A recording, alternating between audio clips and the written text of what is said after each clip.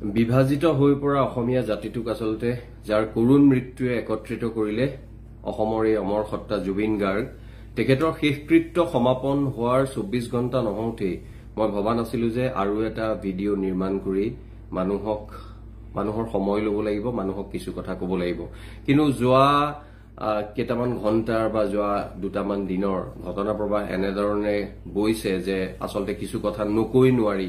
আৰু justice for Zubeen বুলি যিটো কথা এতিয়া চৌদিশে সামাজিক মাধ্যমত বিভিন্ন মানুহক চুই গৈছে, বিভিন্ন মানুহক ক্ষোভিত কৰিছে, সেই বিষয়ে আচলতে কিছু কথা ক'ব লগা আছে। আৰু অসমৰ শিল্পী সমাজৰ বিষয়ে কিছু কথা ক'ব লগা আছে, মুকলিকৈ কিছু কথা কোৱাৰ প্ৰয়োজন আছে বুলি মই অনুভৱ কৰিছো।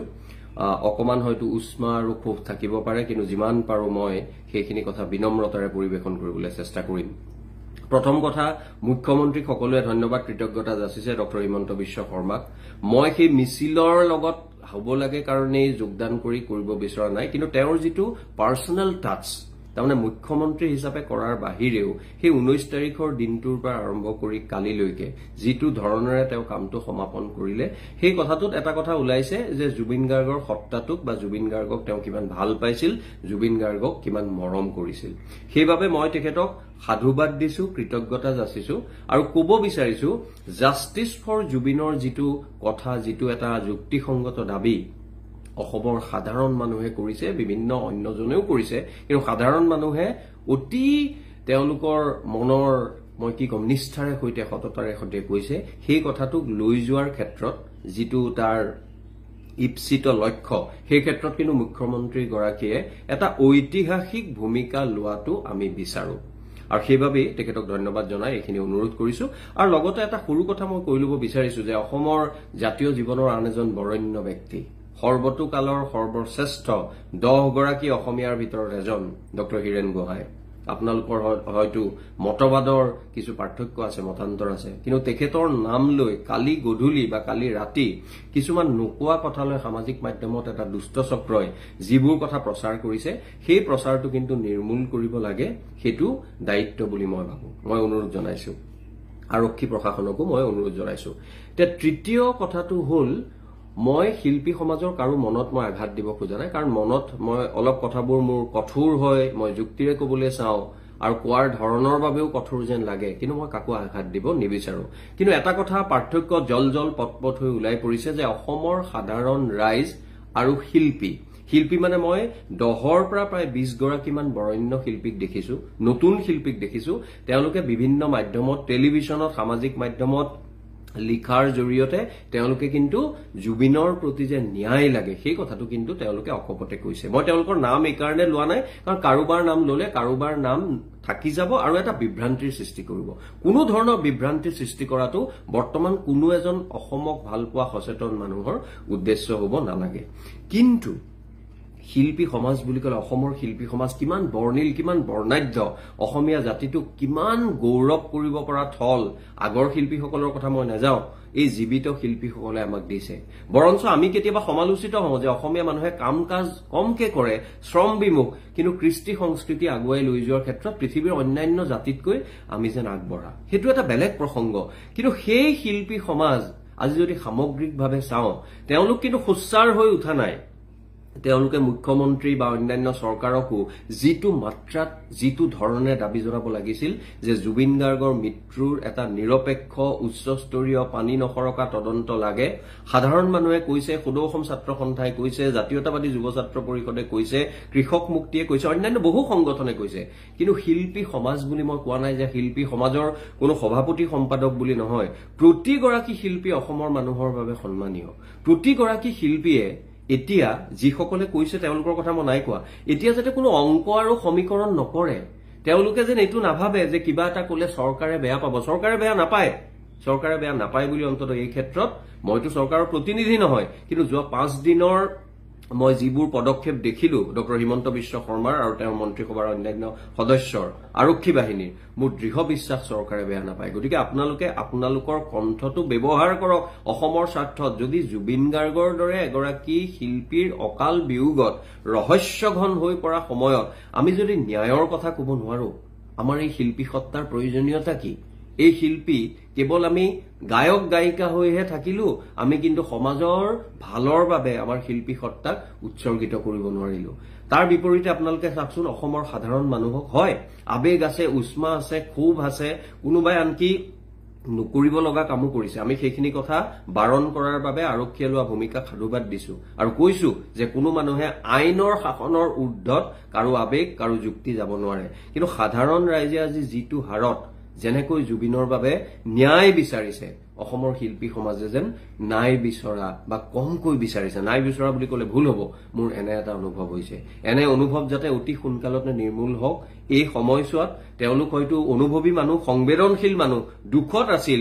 এতিয়া যিহেতু অন্ত্যেষ্টিক্ৰিয়া হৈ গ'ল, লাহে লাহে জীৱন আকৌ নিয়মীয়া হ'ব, এইটো এটা জীৱনৰ এটা বাস্তৱ সত্য, কঠোৰ হলেও আমি কিন্তু শিল্পী সমাজৰ পৰা তেনে এটা পদক্ষেপ বিচাৰিছো।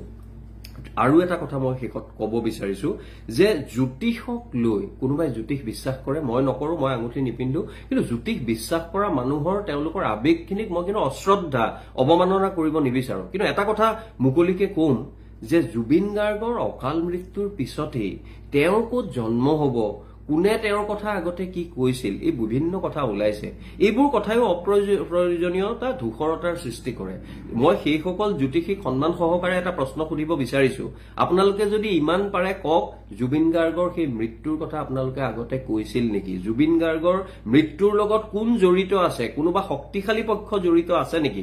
সেইখিনি কথা আপোনালোকৰ যদি জ্যোতিষবিদ্যাই কয় কওক, অসমৰ মানুহে আপোনালোকক সাধুবাদ দিব যদি আপুনি সেইখিনি কথা প্ৰতিপন্ন কৰিব পাৰে। নহলে আপোনালোকে জ্যোতিষ চৰ্চা কৰক, মনাসকলে মানক, কিন্তু এনেকুৱা সময়ত যিজন মানুহে মোৰ ধৰ্ম নাই, মোৰ বৰ্ণ নাই, মোৰ জাতি নাই, মই মুক্ত এজন বিহংগ মুক্ত মানুহ বুলি কৈছিল, তেওঁৰ মৃত্যুৰ পিছত অন্তত এই ধৰণৰ বিজ্ঞান মনস্কতা বিৰোধী কথা, যুক্তিবাদ বিৰোধী কথা বিয়পোৱাটো ভুল বুলি মই ভাবো।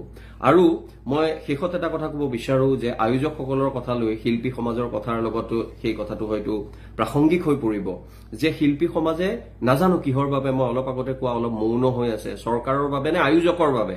এতিয়া চাওক, মই মুকলিকে কওঁ, আয়োজক, মুখ্য আয়োজক শ্যামকানু মহন্ত মোৰ বন্ধু। মই নকলেও আপোনালোকে জানে, সামাজিক মাধ্যমত আপোনালোকে দেখিছে, আমি একেলগে কটন কলেজত পঢ়া।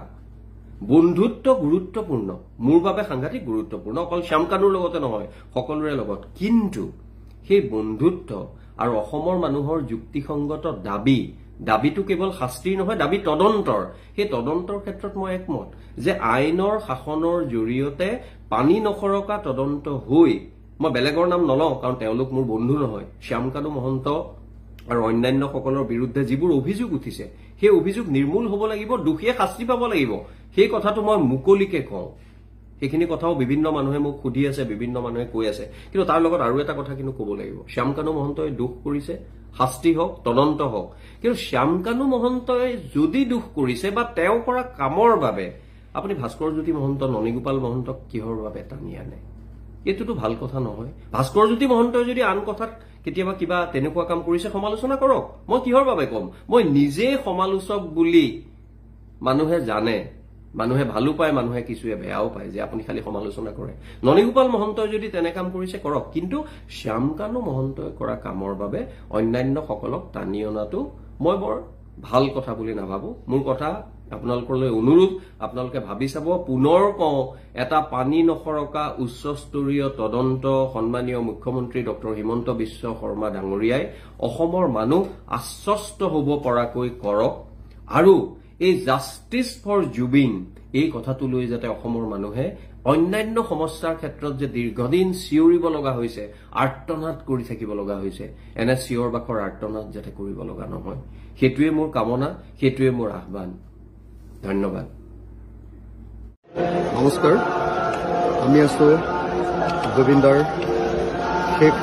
শেষকৃত্য সম্পন্ন কৰা অনুষ্ঠানত। এই অনুষ্ঠানত উপস্থিত হৈ লাখ লাখ মানুহ ইয়াত আছে।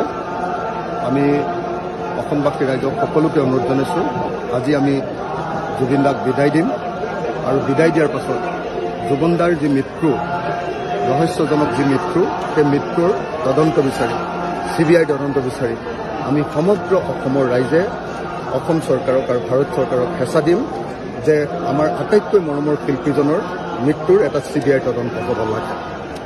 আপোনালোকক সকলোকে মই CBI তদন্ত দাবী কৰিবৰ কাৰণে আহ্বান জনাইছোঁ আৰু যিসকল আপাতত দোষী বুলি এতিয়া দোষী বুলি যি এতিয়া অনুমান হৈছে তেওঁলোকক অনতিবিলম্বে গ্ৰেপ্তাৰ কৰিবৰ কাৰণে মই দাবী উত্থাপন কৰিছোঁ।